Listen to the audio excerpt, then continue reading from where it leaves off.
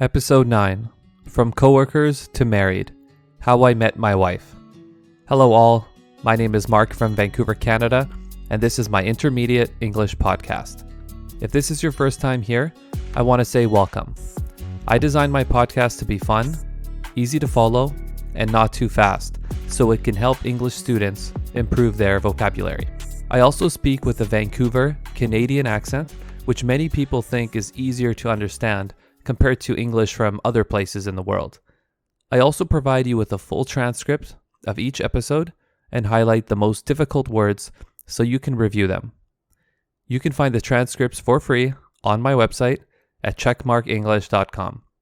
If you have a suggestion or recommendation for a future episode, you can send me a message on Instagram. My Instagram name is CheckMarkEnglish. In today's episode, I'll talk about how I met my wife, from the day we first met almost 7 years ago to now, having gotten married earlier this year. I hope you enjoy the episode. Let's begin. During college, I worked at a department store selling perfume and cologne. In English, we often say perfume to mean women's fragrances and cologne to mean men's fragrances. Fragrances being the general word to mean both. At the time, it was a great job because it paid well, or the pay was good for a student. It was an easy job that helped me improve my people skills immensely, or a lot. I remember when I first started, I was nervous approaching or going towards customers to speak with them to try selling fragrances to them. Eventually, it became very easy, which helped me in other areas of my life. I know you're wondering how I got into the world of fragrances, and the answer is simple. My brother worked there for the same company, and so he got me an interview with one of the managers, and then I got the job. He also worked there during school, and then eventually moved on to something else. A big part of my job was to promote new products. Usually the company would bring in big signs and have some sort of promotion to help push sales for the new fragrance. I stood where the display or sign was and showed customers the product and tried to sell it to them. A few times a year, there would be big events at the store, and every brand of fragrances would do something special, like bring in cookies, chocolate, flowers, and even wine to create a fun time for customers. Sometimes they bring students who would promote the products in exchange for fragrances instead of paying them money. Companies like doing this because it costs them little to nothing. Students like this because they met people in the industry and got expensive fragrances. During one of these events, I saw a girl who I thought was really pretty or cute, so I went and spoke with her. Her name was Carolina, but she liked to be called Caro. She said she was working only that day, and I spoke with her most of the time. I think my bosses saw that I wasn't focusing very much on my work that day. The day finished, and I thought to myself, wow, that girl was fun to talk to, and she was cute. I wonder if she'll be back anytime soon. About 2 weeks later, I saw her again at the store, but this time she got a part-time job. I was happy because I'd see her regularly moving forward. During shifts that we worked together, we would talk often. The word shift, when talking about work hours, means the time you are working on a particular day. For example, my shift today is from 2 p.m. to 10 p.m. I would check the schedule to see which days she was working and got really excited when I was working the same days as her. I knew I liked her pretty early on, but I didn't want to make a move too quickly. To make a move means to make an effort to try going out with her. I think everybody at work knew that I liked her though. One day, a few weeks after she started working there, I asked her to hang out with me after work, and she said sure. We went to a bar near our work, but before that, we went to an art store to buy an art set for a friend of mine. It was during Christmas time, and my friends and I do a Secret Santa every year.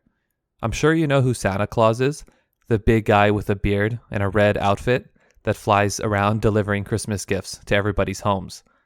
Secret Santa is a fun thing that people do with their friends, family, or coworkers, where you are given a person randomly to buy a gift for, but they don't know you are giving it to them until the day you all meet up together and give each other the gifts.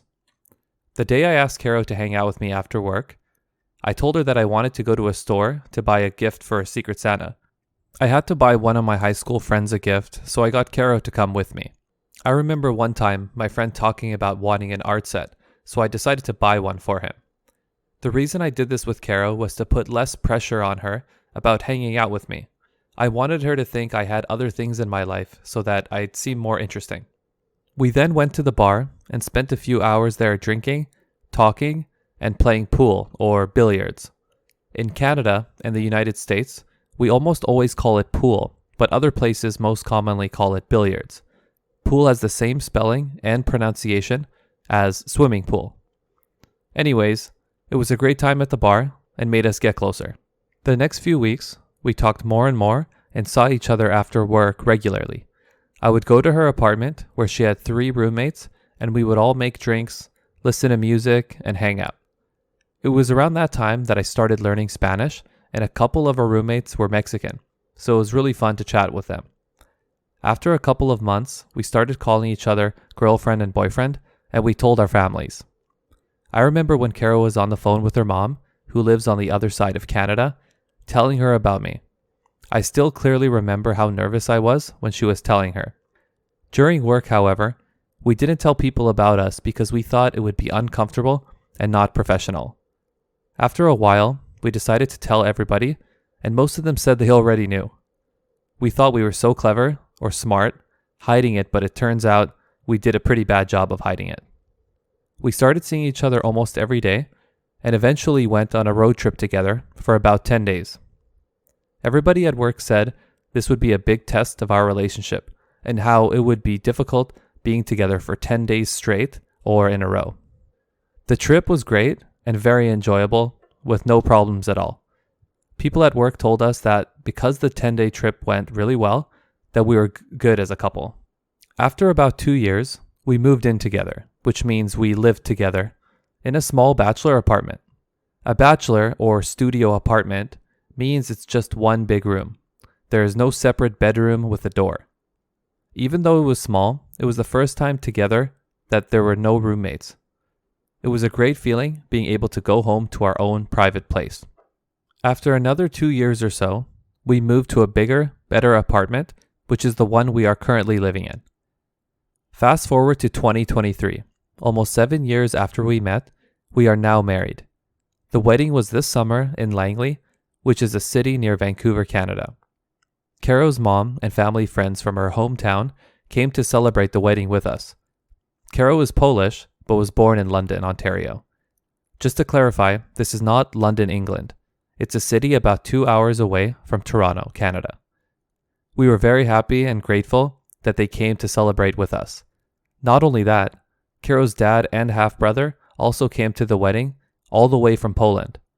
It was the first time meeting her dad and brother, so it was a great experience for me.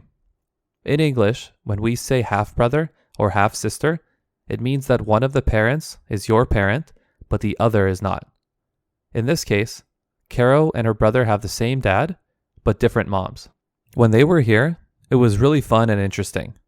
Caro's dad and brother stayed with us at our 1-bedroom apartment for some of the time, and the rest was at my family's house. Although there was very little room in our apartment for both of them and us, it made things really fun, especially because it was summer. Our apartment has an outdoor pool that anybody in the apartment can use, and so her dad and brother went to the pool almost every day. I forgot to mention that her brother is much younger than her. He's only 10 years old. He also speaks almost zero English. Her dad speaks decently well because he lived in Canada for a number of years. It was odd or strange to see because most of the time I see the child helping the parent translate when out in public. I don't think I've ever seen the parent having to translate for the kid. And remember, this was the first time I've seen her and her brother, so it was a great experience to get closer with them. As I was saying earlier, the rest of the time they stayed at my family's house. They had a lot more room there, their own washroom, and my mom made them food every day. When they left back to Poland, my parents and brothers were sad because they had a great time having them over. As for Caro's mom and family friends, they rented a house which was about 30 minutes away from our apartment, and they also rented a car. I've been to Caro's hometown around 4 or 5 times now, so I've become close to her people, and it's always a great time seeing each other. I forgot to mention or say that this was the first time any of my family has met Caro's mom or dad or anybody else in her family. This was a big deal for both families because the first time they all met was for our wedding. Such a big step in our lives.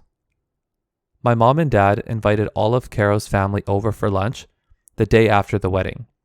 We ate, talked, and then played spike ball in the backyard. Spike ball is a game that just recently started getting really popular. I recommend you to Google it to see how it looks.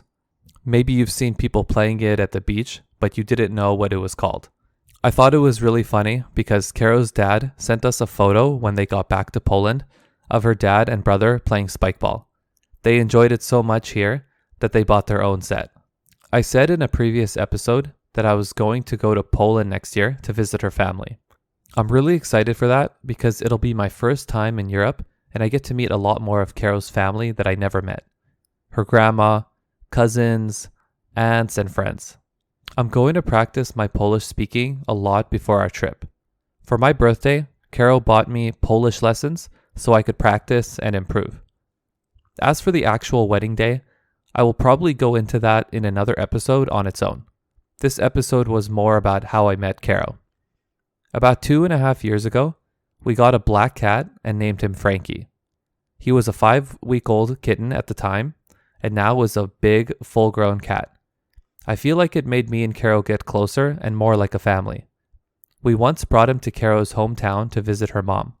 The plane ride was stressful because Frankie was scared the whole time and meowing often. But once we got to Caro's mom's house, he loved it because it's much bigger than our apartment and there are lots of windows for him to look through. About 2 months ago, we finally got another cat. We've been wanting it for a long time because we know that Frankie gets bored by himself when we aren't at home. We got a little kitten that was about 6 weeks old, and so far, they get along really well and chase each other around often. It looks like Frankie is happier now having a friend. It's interesting to look back on how it all started between me and Caro, from not knowing each other to now being married, living together in our own apartment, and having 2 cats. It's been a great journey, and it's exciting to see what'll happen in the future. This was a really fun episode to make because it gives you guys a lot closer look into our lives. It's also nice to look back on the past and how far we've come and the experiences we had together. Having Caro's family and friends here from Ontario and Poland was a great time that we will appreciate forever. After the wedding, I feel like our families are much closer and are proud that Caro and I found each other. I tell Caro all the time that it feels really great that her family accepts me. This episode may have been more difficult than the other ones, so make sure to read the transcript on my website for free at checkmarkenglish.com. I'll highlight the more difficult words and phrases for you to review at the bottom of the transcript. I'll most likely post some photos from our wedding or photos of our cats on Instagram, so make sure to follow me at checkmarkenglish. Thanks again for all your support, and if you could, please leave me a review on Spotify, Apple Podcasts, and subscribe to my YouTube channel. It's called CheckMark English. Thanks, and see you all in the next episode.